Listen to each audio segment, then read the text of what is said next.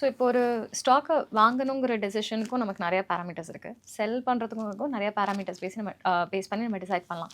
Hold பண்ணணுங்கிறதுக்கு என்ன parameters base பண்ணி நான் அந்த டெசிஷன் எப்படி இருக்கிறது? ஆக்சுவலாக ஹோல்ட் பண்ணுறது தாங்க ஈஸி. Long term okay. விற்கிறது தான் கொஞ்சம் கஷ்டம். ஓ ஒரு பிஸ்னஸை வாங்குறீங்க, பிஸ்னஸ் நல்லா பண்ணிட்டு இருக்குன்னு வச்சுக்கோங்க, அதை வந்து விற்க மனசு வராது. விற்க மனசு வராது இல்லை, அதை விற்றுட்டு வந்து you have to find some other idea. அதனால வந்து பிஸ்னஸ் நல்லா பண்ணுற வரைக்கும் அந்த ஷேரை வந்து ஹோல்ட் பண்ணுறது கொஞ்சம் ரிலேட்டிவ்லி சிம்பிள். அஃப்கோர்ஸ் நடுவில் வந்து ஷேர் ப்ரைஸ் ரொம்ப மேலே போயிருச்சுன்னு வச்சுக்கோங்க. இப்போ பிஸ்னஸ் வந்து ஒரு 50% மேலே போயிருக்கு, வேறு ஷேர் ப்ரைஸ் வந்து ஒரு 200% மேலே போயிருச்சு. அப்போ வந்து நீங்கள் விற்கிறது கொஞ்சம் ரிலேட்டிவ்லி ஈஸி. அதனால் வந்து பிஸ்னஸ் நல்லா பண்ணுறப்போ ஹோல்ட் பண்ணுறது என்ன கேட்டால் அது கொஞ்சம் சிம்பிள். கொஞ்சம் ட்ரிக்கி என்னென்னா, நம்ம வாங்கின பிஸ்னஸ் எதிர்பார்த்த அளவுக்கு பண்ணலேன்னு வச்சுக்கோங்க, எவ்வளோ நாள் அதை ஹோல்ட் பண்ணுறதுங்கிறது தான் கொஞ்சம் ட்ரிக்கி. இப்போ நான்லாம் பார்த்தீங்கன்னா ஒரு ஆரம்பத்தில் பிஸ்னஸ் நல்லா செலக்ட் பண்ணி ரிசர்ச் பண்ணதுக்கப்புறம் அந்த பிஸ்னஸ் வாங்கினோன்னா கொஞ்சம் டிசப்பாயின்மெண்ட் இருந்தால் அது திரும்பி மேலே வர்றது கொஞ்சம் டைம் கொடுப்போம். இந்த ட்ரிக்கி திங் எவ்வளோ டைம் கொடுக்குறீங்கன்ட்டு. சில சமயம் சில கம்பெனிஸ்லாம் வந்து நம்ம பொறுமையை ரொம்ப சோதிக்கும். 2-3 வருஷம் ஆகும் ரெக்கவர் ஆகிறதுக்கு. அந்த சமயத்தில் வந்து இப்போது நீங்கள் இன்வெஸ்டராக இருக்கீங்கன்னு வச்சுக்கோங்க, என்கிட்ட கேட்பீங்க, உங்கள் போர்ட்ஃபோலியோவில் வந்து இந்த கம்பெனி இருக்குது, 3 வருஷமாக பண்ண மாட்டேங்குது, நீங்கள் எதுக்காக இதை வச்சுருக்கீங்கன்னா சில பேர் கேட்பாங்க. ஸோ அது அந்த சமயத்தில் கொஞ்சம் ஹோல்டு பண்ணுறது இட்ஸ் ஸ்லைட்லி ட்ரிக்கி.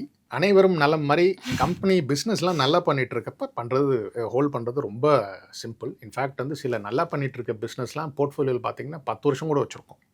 அதனால் அது அதில் ஒன்றும் பிரச்சனையே இல்லை. இப்போ இது நல்லா பண்ணாத டைமில் கஸ்டமர்ஸ் கேள்வி கேட்பாங்கன்னு சொல்லுவீங்களா? அப்போ என்ன பதில் சொல்லுவீங்க? ஆல்சோ ரொம்ப ஒரு லேமேனாக கேட்குறேன். இப்போ நான் ஒரு 1 lakh போடுறேன் அப்படின்னா எனக்கு மினிமம் கேரண்டி இவ்வளோ வருங்கிற மாதிரி ஏதாவது இருக்கா? ஒரு ஃபண்ட்ஸுக்கும் ஒன்று இருக்கும்ல, but majority minimum guarantee promise பண்ணுவாங்களா? கேரண்டியே கிடையாது. அப்போ அவங்க அப்படி கேள்வி கேட்கும்போது நீங்கள் என்ன சொல்லுவீங்க? கேள்வி ஏன் கேட்பாங்கன்னா, எல்லாருமே வந்து இப்போது 45 மியூச்சுவல் ஃபண்ட் இருக்குன்னு. ஸோ நிறைய வந்து இப்போ there are mutual fund schemes எல்லாமே ரேங்க் பண்ணுவாங்க. ஸோ ஒரு இன்வெஸ்டர் வந்து ஒரு ஃபண்டை பார்க்குறப்போ இந்த ஃபண்டு எவ்வளோ தூரம் பெர்ஃபார்ம் பண்ணுது, மற்ற ஃபண்டை கம்பேர் பண்ணுறப்போ நல்லா இருக்கா மோசமாக இருக்கான்லாம் பார்ப்பாங்க. நல்லா இல்லைன்னு வச்சுக்கோங்க, அந்த மாதிரி சமயத்தில் மாதம் நாங்கள் போர்ட்ஃபோலியோஸ்லாம் ஃபுல் போர்ட்ஃபோலியோ இப்போ டிஸ்க்ளோஸ் பண்ணிடுவோம். அப்போ சில பேர் கேட்பாங்க, இந்த கம்பெனி வச்சுருக்கீங்க, இண்டஸ்ட்ரி நல்லா இல்லை, கம்பெனி லாஸில் இருக்குது, ஆர் ப்ராஃபிட் ஏற மாட்டேங்குது, இதை ஏன் வச்சுருக்கீங்க, அதெல்லாம் அந்த மாதிரி சொல்கிறேன். But it's easy to convince investors. ஈஸின்னு சொல்ல மாட்டேன். ஏன்னா அவங்க அது மணி புல் பண்ணலாம் இல்லையா? இப்போ ஒரு கம்பெனி நல்லா பண்ணல, ஆர் ஃபார் எக்ஸாம்பிள் ஒரு கம்பெனியை பற்றி ஒரு ஆர்டிக்கல் வருது அப்படின்னா customers are likely to pull their money from that company இல்லையா? இல்லை மினிமமாக இவ்வளோ வருஷம் இருக்கணுங்கிற மாதிரியும் இருக்குமா? த்ரூ மியூச்சுவல் ஃபண்ட்ஸ் நான் கேட்குறேன். அப்போ அப்படிலாம் கிடையாது. மியூச்சுவல் ஃபண்ட் வந்து நீங்கள் any day you can come in. I think units allot ஆனோடனே 2வது 3வது நாளே you can go out also. Okay. In fact வந்து அந்த மாதிரி ஈஸியாக போகிறதுனால தான் கொஞ்சம் அந்த லாங் டேர்ம் கல்ச்சரும் கொஞ்சம் கம்மியாகிடுச்சு. முன்னெல்லாம் நிறைய தீமேட்டிக் ஃபண்ட்ஸ் வந்துட்டு இருந்தது, இப்போ அது குறைஞ்சிருச்சு. ஏன்னு நினைக்கிறீங்க? ஆக்சுவலாக இப்பயும் தீமேட்டிக் ஃபண்ட்லாம் வருதுங்க. இப்போ பார்த்தீங்கன்னா லாஸ்ட் ஒரு 3 வருஷமாக வந்து ஒரு பாப்புலர் தீம் வந்து டிஃபென்ஸ். நிறைய வந்து இப்போ டிஃபென்ஸ் ஃபண்ட் வந்துருக்கு, மேட் இன் இண்டியா ஃபண்டுன்னு ஒன்று, அது ஒரு கான்செப்ட் தீம் பாப்புலர். ஸோ அதனால் தீமேட்டிக் ஃபண்ட்ஸுக்கும் வருது. பட் ஐ திங்க் இன்வெஸ்டர்ஸ் என்னென்னா கொஞ்சம் இப்போ மெச்சூர் ஆகிட்டாங்க. என்னென்னா எல்லா தீமேட்டிக் ஃபண்டுக்கும் பார்த்திங்கன்னா அண்டர்லைங் தீம் வந்து அந்த தீம் பாப்புலராக இருக்கப்போ தான் அந்த ஃபண்டு லான்ச் பண்ணுவாங்க. பட் நான் சொன்னேன் எல்லாத்துலேயும் சைக்கிள் இருக்கும்ட்டு. இப்போ வந்து நீங்கள் அந்த சைக்கிளோட பீக்கில் போய் அந்த தீமில் இன்வெஸ்ட் பண்ணிட்டீங்கன்னு வச்சுக்கோங்க, அதுலேருந்து ஃபர்தர் ரிட்டர்ன் பண்ணுறதெல்லாம் கொஞ்சம் லக்கு நிறைய வேணும். 2வது, இப்போ நீங்கள் ஜென்ரல் பர்பஸ் ஃபண்டில் வந்தால் ஒரு தீம் சரியில்லைன்னா அவங்க வேற ஒரு தீம் போயிடுவாங்க. இப்போ நீங்கள் வந்து என்னோட ஒரு மெயின் ஸ்ட்ரீம் ஃபண்டுக்கு வந்தீங்கன்னு வச்சுக்கோங்க, பேங்கிங் சரியா இல்லையா, ஆட்டோமொபைல்ஸ் போயிடுவோம். அந்த மாதிரி அந்த ஃப்ளெக்சிபிலிட்டி தீமேட்டிக் ஃபண்ட்ஸ்க்கு கிடையாது. அதுவும் வந்து இப்போ இன்வெஸ்டர்ஸ் கொஞ்சம் புரிஞ்சுக்கிட்டாங்க. அதனால தான் வந்து இப்போ அந்தளவுக்கு தீமேட்டிக் ஃபண்ட்ஸில் வந்து ஒரு அவ்வளோ தூரம் டிமாண்டு கிடையாது. பட் இப்பயும் நிறைய வருது. பட் இது ஷார்ட் டேர்முக்கு நல்லதா? ஷார்ட் டேர்ம் நல்லது. ஷார்ட் டேர்முக்கு நல்லது. நீங்கள் அந்த உங்கள் ஒரு கேள்வி கேட்டிங்க இல்லையா, பை ஹோல்ட் செல் எல்லான்ட்டு. தீமேட்டிக் ஃபண்டில் வந்து இன்வெஸ்டர் வந்து கொஞ்சம் கிளவராக இருக்கணும், எப்போ விற்கணும்னு தெரியணும். இப்போ ஃபார் எக்ஸாம்பிள் இப்போ ரெனியூவல் எனர்ஜி ஃபண்டுன்னு ஒன்று வருது அப்படின்னா, இப்போ சோலார் கம்பெனிஸ் டொமஸ்டிக்காகவே நிறைய பேர் சோலார் அடாப்ட் பண்ணுறாங்க. பட் ஒரு 5 வருஷத்துல எல்லாருமே வாங்கிடுவாங்க. அதுக்கப்புறம் எதுவுமே இருக்காது. ஸோ அப்போ அந்த 5 years is a short term அப்படிங்கிற மாதிரி சொல்றீங்களா?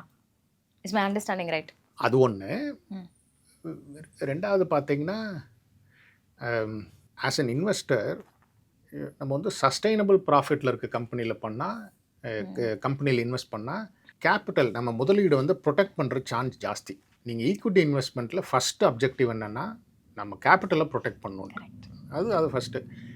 இந்த தீமேட்டிக் ஃபண்ட்ஸ்லாம் வந்து நம்ம வாங்குறப்போ கொஞ்சம் ஹை வேல்யூவேஷனில் வாங்கிடுவோம். ஏன்னா அந்த தீம் பாப்புலராக இருக்கும், ஹை வேல்யூவேஷனில் வாங்கிடுவோம். இப்போ ரெனியூபிள் எனர்ஜி சொன்னீங்க, இப்போ ரெனியூபிள் எனர்ஜி பாப்புலராக இருக்குது. 2 வருஷம் கழிச்சு அது இருக்குமான்னு தெரியாது. அந்த ரிஸ்க் இருக்கும். அதுதான் வந்து கொஞ்சம் ப்ரெடிக்ட் பண்ணுறது கஷ்டம்.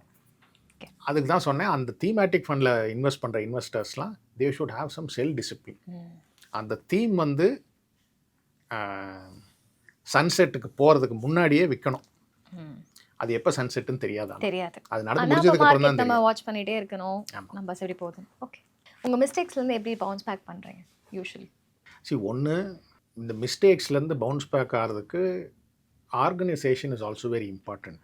இங்கே ஃப்ராங்க்லின் பார்த்தீங்கன்னா, இவங்க வந்து மியூச்சுவல் ஃபண்ட் பிஸ்னஸ் வந்து 47 ஆரம்பித்தாங்க. நமக்கு இந்தியாவில் இருக்கவங்களுக்கு அந்த வருஷம் நல்லாவே ஞாபகம் இருக்கும். ஸோ அதனால் 70 வருஷம் ஆச்சு. They've gone through many cycles. So ஏதாவது மிஸ்டேக்லாம் பண்ணி ஃபண்ட் பர்ஃபார்மன்ஸ்லாம் கீழே போச்சுன்னு வச்சுக்கோங்க, they will give enough time. ஏன்னா அவங்களுக்கு வந்து தெரியும் all styles funds go through cycles. As long as வந்து எத்திக்ஸ் இன்டெகிரிட்டிலாம் காம்ப்ரமைஸ் பண்ணாமல் ஜெனுவின் மிஸ்டேக்கில் ஆச்சுன்னா they allow you time to recover. அது ஒன்று. ரெண்டாவது, அந்த மாதிரி சமயத்தில் வந்து they don't put too much pressure on short term performance. Focus is on improving the long term performance. So அந்த மாதிரி கண்டிஷனில் மிஸ்டேக் பண்ணோன்னு வச்சுக்கோங்க, தென் கொஞ்சம் போர்ட்ஃபோலியோலாம் நல்லா திருப்பி அனலைஸ் பண்ணி எங்கேருந்து மிஸ்டேக் வந்தது, அதுக்கெல்லாம் நிறைய டூல்ஸ்லாம் இருக்கும். அதெல்லாம் யூஸ் பண்ணி தான் பண்ணணும். நிறைய சுச்சுவேஷனில் பார்த்தீங்கன்னா, கீழே போன ஃபண்டு திருப்பி மேலே வந்ததுக்கு டைம் தாங்க ரீசன். ஒன்றும் பெருசாலாம் மாற்ற வேண்டாம். நல்ல கம்பெனியில் இன்வெஸ்ட் பண்ணியிருக்கீங்க. சில சமயம் உங்கள் ராசி 10 கம்பெனியில் பண்ணியிருப்பீங்க, அதில் ஒரு 5-6 கம்பெனி வந்து ஒரே சமயத்தில் வந்து பர்ஃபார்மன்ஸ் கொஞ்சம் கீழே போயிடும். So that will pull down the fund performance. But பேசிக்கலாக இதெல்லாம் நல்ல கம்பெனி. அப்போ என்ன பண்ணணும்னா, கொஞ்சம் பொறுமையாக இருக்கணும். அது பொறுமையாக ஒன்றும் பண்ணாமல் இருக்கிறதுக்கு your organisation should allow you. So இதுக்கு நம்ம அந்த முக்கால்வாசி இதுக்கு இது பேசிக்கலாக டைம் தான் அதுக்கு மருந்து. அதெல்லாம் ரெக்கவர் ஆயிரும். இப்படி தான் வந்து நிறைய இது பண்ணியிருக்கேன். இண்டிவிஜுவல் ஸ்டாக்ஸ்லாம் வந்து ஏகப்பட்ட மிஸ்டேக்லாம் பண்ணியிருக்கேங்க. அதை நான் சொன்னேன்னு உங்களுக்கு, 10ல் வந்து ஒரு 3-4 வந்து நிறைய மிஸ்டேக் இருக்கும். ஐ மேட் மிஸ்டேக்ஸ் வேர் இனிஷியலாக போட்ட பணத்தில் வந்து வி ஹவ் லாஸ்ட் அட்லீஸ்ட் நான் ஐ ஹவ் லாஸ்ட் அபவுட் 70-80%.